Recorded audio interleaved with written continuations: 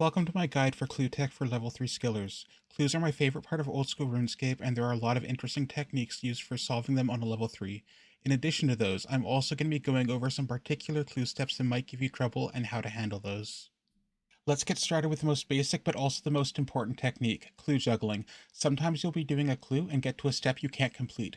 Instead of starting all over, you can drop it and pick up another clue of the same tier off the ground. It'll have the same number of steps completed. This means that when doing clues, you'll want to start with a bunch of doable steps on the ground.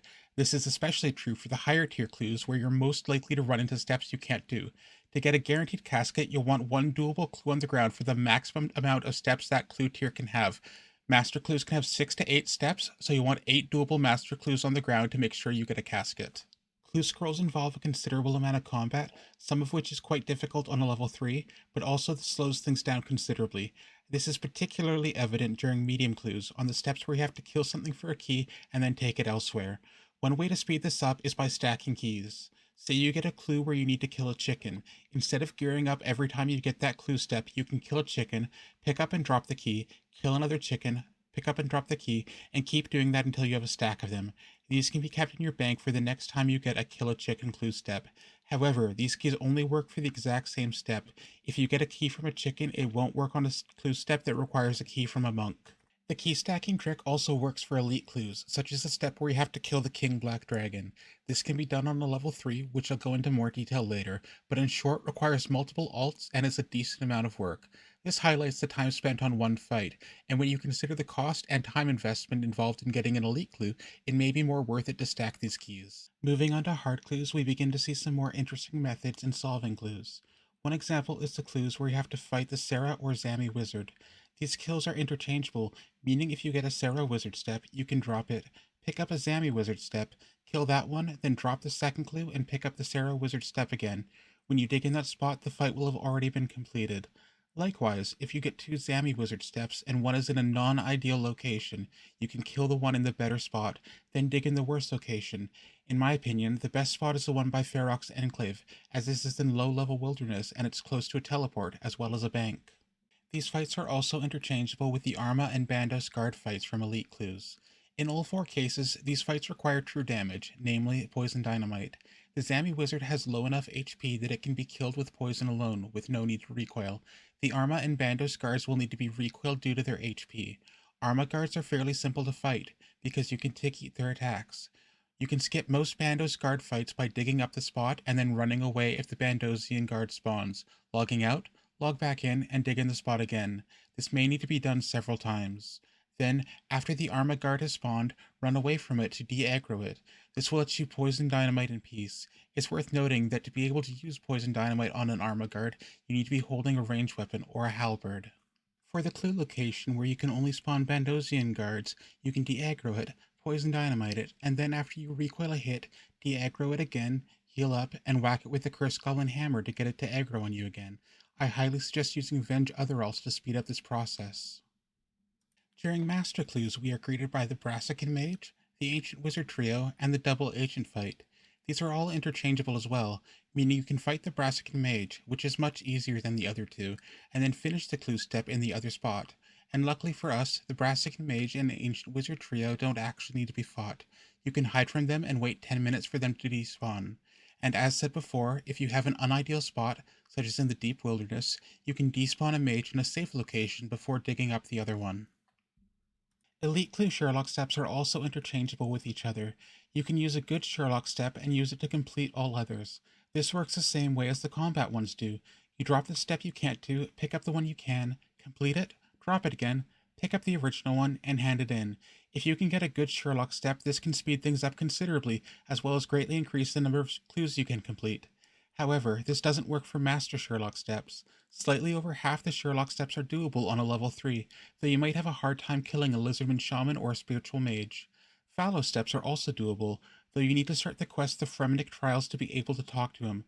Level 3s are able to access about half the items Fallow will request, though Irons might have a hard time getting an Armadillo helmet.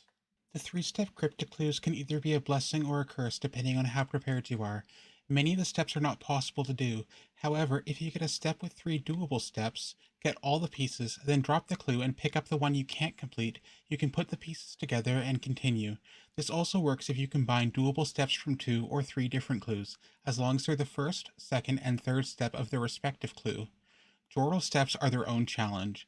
As we cannot get the strange device, the only way we can currently solve these clues is by running around the map and digging up every spot we can access. This takes roughly an hour to complete, and there is about a 30% chance the clue step is just incompletable. As previously mentioned, it is possible to despawn a Brassican mage in advance, so that when you dig up your Joral step, the fight is already completed. This is particularly valuable when completing steps in the wilderness. Now we can move on to individual clue steps. For medium clue steps, it's important to keep in mind that a lot of clues will require only partial completion of quests. We may be unable to finish Dragonslayer, but we can do the quest up to the point of accessing Crandor. Other steps include starting Horror from the Deep to access the Lighthouse, or going most of the way through Priest in Peril to access Drezel. For hard clue music tracks, the song Hell's Bells can be obtained by walking through the tunnel at the bottom of Trollwise Mountain. Moons of Ruin requires starting the Perilous Moons quest, but you just have to enter the boss chambers, not actually defeat any of the bosses. This requires you to fight the Sulphur Nagwa outside at the beginning of the quest, which I have a guide on. The step where you talk to Brambickle can be done, though it's a little bit complicated. First, you'll need your easy combat achievements done. Teleport to Godwar's dungeon, then take an account and have all the trolls aggro you. This gives the skiller a chance to run by as they won't switch aggro. Now come up here and hop to a PvP world. You can then take another skiller account with a Cursed Goblin Hammer and attack your main skiller, and then simply walk through the room. Because this area is single-way combat, the trolls will be unable to attack you. Don't forget to hop back to a non-PvP world after you finish your clue step. For the Dip 8511 step, it helps a lot if you're able to bring another account with a goading potion. Have them stand close to the exit, then have the mage teleport you into the abyss.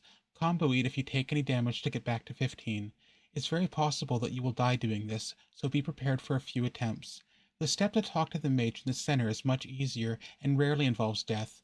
Bring a pickaxe and look for the closest mining or agility entrance. It's also possible to de-aggro the abyss in order to make these steps safe for hardcores. I'll link a video below on how it's done. Or just skip the step, it's up to you. The Yanil Agility Dungeon step can be difficult, as the traditional method of getting down here requires you to take 15 damage, which is too much for us. Instead, you can lower your agility down to between 40 and 64, and then walk back and forth across the agility obstacle until you fall down. You can lower your agility by drinking Imperial Rosé, or by attacking a cockatrice with a Cursed Goblin Hammer, or by letting the cold air by God Wars hit you. Bring food with you, as you will be attacked when you walk back and forth, and expect that you may be poisoned once you fall down. There's only one hard clue emote step that we can do, the one in Karamja. You can skip the double agent fight by making sure you receive any other clue that isn't a stash clue before you do it. So if you get this step after completing another step, drop it, pick up a different step, and do it. As long as you didn't receive another stash unit step, you'll be fine. You can also do this as the first step of your clue after previously receiving a casket. The step at the Dark Warrior's Fortress can be completed by switching to a free-to-play world and running through, and then when you hop back to a member's world, spam clicking on the crate. If death is not an option, or if you're on mobile, you can wait 10 minutes in the free-to-play world to de-aggro the area before hopping back to members. For elite clues, the Necropolis area can be accessed after starting beneath Cursed Sands. For digging besides the ladder leading to DKs, I took 2 accounts with goading potions and stuck them in this room and this room beside the ladder. Then have another account run through right before the skiller, attempting to grab aggro before the enemies see the skiller. Be careful not to accidentally click the ladder. Despite being unable to wield a mirror shield, basilisks can still be killed. Aberrant specters can be killed, but are tricky because of their regen timer. Have an alt venom at first, and then hit it with poison dynamite. The best spot to kill them is in Deep Fin Mine.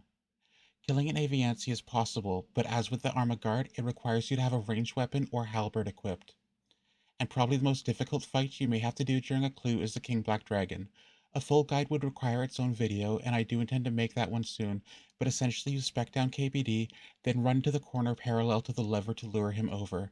Have the skiller enter and use poison dynamite on KBD, and then kill it using a combination of Venge and Venom. Thank you so much for watching my guide. Good luck with the clues, and I am very proud of you. We haven't been lucky yet, but now we're gonna be lucky. For fuck's sake.